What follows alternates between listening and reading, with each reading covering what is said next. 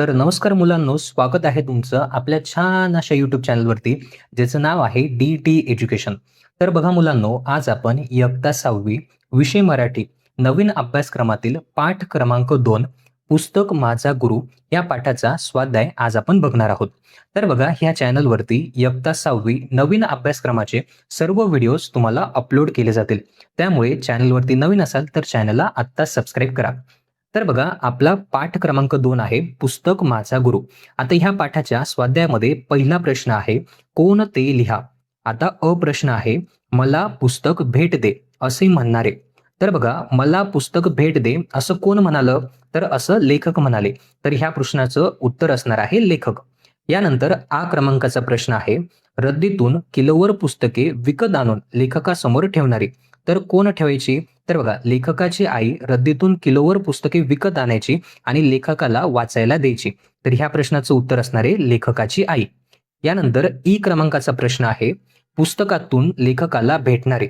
तर बघा, पुस्तकातून लेखकाला कोण भेटायचे, तर विविध लेखक आणि कवी हे पुस्तकातून लेखकाला भेटायचे. यानंतर बघा, पुढचा प्रश्न आहे प्रश्न क्रमांक लेखक रात्री अपरात्री घरी यायचे तेव्हा झोपलेली असणारी.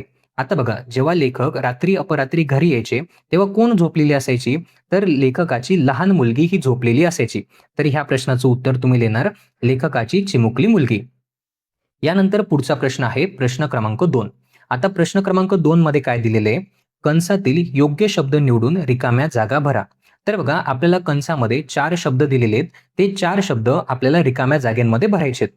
आता शब्द कोणते कोणते आहेत, तर पहिला शब्द आहे कृतज्ञता, दुसरा शब्द आहे मैत्री, तिसरा शब्द आहे प्रतिबिंब, त्यानंतर चौथा शब्द आहे अनुभव.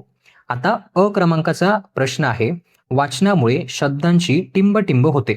आता बघा, वाचनामुळे शब्दांची काय होते, तर आपली मैत्री होते. तर ह्या रिकाम्या जागेमध्ये मैत्री हा शब्द तुम्हाला लिहायचा असणार आहे. त्यानंतर प्रश्न आहे, टिंबटिंब आपलं जगणं समृद्ध करतात. आता कोण आपलं जगणं समृद्ध करतात, तर अनुभव. अनुभव आपलं जगणं समृद्ध करतात. तर ह्या रिकाम्या जागेमध्ये अनुभव हा शब्द तुम्हाला लिहायचा असणार आहे. त्यानंतर प्रश्न आहे, माझ्या बऱ्याच कविता मला आलेल्या अनुभवांचे टिंबटिंब आहेत. तर बघा, लेखकाने ज्या कविता लिहिल्या त्या त्यांच्या अनुभवाचे प्रतिबिंब आहेत. तर ह्या रिकाम्या जागेमध्ये प्रतिबिंब हा शब्द तुम्हाला लिहायचा असणार आहे. यानंतर प्रश्न आहे, गुरूंबद्दल नेहमी टिंबटिंब आणि आदर असावा. तर बघा, गुरूंबद्दल नेहमी कृतज्ञता आणि आदर असावा. तर ह्या रिकाम्या जागेमध्ये कृतज्ञता हा शब्द तुम्हाला लिहायचा असणार आहे. यानंतर बघा, आपला पुढचा जो प्रश्न दिलेला आहे, पुढचा प्रश्न आहे प्रश्न क्रमांक 3. 2 ते 3 वाक्यात उत्तरे लिहा. यामध्ये प्रश्न आहे, खेळणी विकत घेण्यापेक्षा पुस्तक विकत घेणे लेखकाला का आवडायचे. तर याचं कारण तुम्हाला लिहायचंय. आता कसं उत्तर लिहिणार, तर बघा, लेखकाचा वाचनाचा वेग खूप चांगला असल्यामुळे विकत आणलेली पुस्तके पटकन वाचून पूर्ण व्हायची. तसेच पुस्तकामुळे आपले व्यक्तिमत्व घडते, जीवनाला योग्य दिशा मिळते, म्हणून खेळणी विकत घेण्यापेक्षा पुस्तक विकत घ्यायला लेखकाला आवडायचे. तर अशा पद्धतीने ह्या प्रश्नाचं उत्तर तुम्हाला लिहायचंय. यानंतर बघा, क्रमांकाचा प्रश्न आहे, कविता लेखनाबद्दलचा लेखकाचा बालपणीचा अनुभव तुमच्या शब्दात विशद करा. आता लेखकाला लहानपणी कविता लिहिताना कोणता अनुभव आला ते तुम्हाला उत्तरामध्ये लिहायचंय. आता कसं उत्तर लिहिणार, तर बघा, लेखक जेव्हा 4थीमध्ये होते तेव्हा त्यांना त्यांची पहिली कविता सुचली. ती सर्वांना खूप आवडल्यामुळे त्यांना शाळेत बक्षीसही मिळाले. या अनुभवानंतर हळूहळू त्यांची शब्दांची मैत्री झाली आणि त्यांचा हुरूप इतका वाढला की ते दिवसातून 3-3 कविता लिहू लागले. तर अशा पद्धतीने तुम्हाला ह्या प्रश्नाचं उत्तरही लिहायचं असणार आहे. यानंतर बघा, पुढचा प्रश्न आहे प्रश्न क्रमांक माझ्या बऱ्याच कविता मला आलेल्या अनुभवांचे प्रतिबिंब आहेत असे लेखक का म्हणतात. तर ह्या प्रश्नाचं उत्तर कसं लिहिणार, तर बघा, लेखकांच्या मते त्यांनी आयुष्यात जे काही पाहिले, अनुभवले आणि सुख दुःख सहन केले तेच त्यांच्या कवितेतून व्यक्त झाले. त्यांच्या कविता म्हणजे आपल्या स्वतःच्या जगण्याचे आणि आलेल्या अनुभवांचे रूप आहे, म्हणून ते असे म्हणतात. तर अशा पद्धतीने ह्या प्रश्नाचं उत्तर तुम्हाला लिहायचं असणार आहे. यानंतर बघा, पुढचा प्रश्न आहे प्रश्न क्रमांक लेखकाने पुस्तकांना गुरु का मानले याविषयी विचार स्पष्ट करा. आता लेखकाने पुस्तकांना गुरु मानलं आहे, तर यामागे कारण तुम्हाला लिहायचंय. आता कसं उत्तर लिहिणार, तर बघा, पुस्तकामुळेच लेखकांचे व्यक्तिमत्व घडले, त्यांच्या जीवनाला योग्य दिशा मिळाली, पुस्तकांनी लेखकाला ज्ञानाचा खजिना देऊन त्यांचे जगणे समृद्ध केले. म्हणूनच लेखकाने पुस्तकांना आपल्या आयुष्यातील गुरु मानले आहे. तर अशा पद्धतीने ह्या प्रश्नाचं उत्तर तुम्हाला लिहायचं असणार आहे. यानंतर बघा पुढचा प्रश्न तुम्हाला दिलेला आहे. प्रश्न क्रमांक 4. पाठात वर्णन केलेल्या पुढील विधानांची कारणे लिहा. आता विधान आहे, लेखकाची पुस्तके पटकन वाचून पूर्ण व्हायची कारण. आता बघा लेखकाचा वाचनाचा वेग खूप चांगला होता, त्यामुळे लेखकाची पुस्तके पटकन वाचून पूर्ण व्हायची. आता ह्या प्रश्नाचं उत्तर कसं लिहिणार, तर बघा त्यांचा वाचनाचा वेग खूप चांगला होता म्हणून लेखकाची पुस्तके पटकन वाचून पूर्ण व्हायची.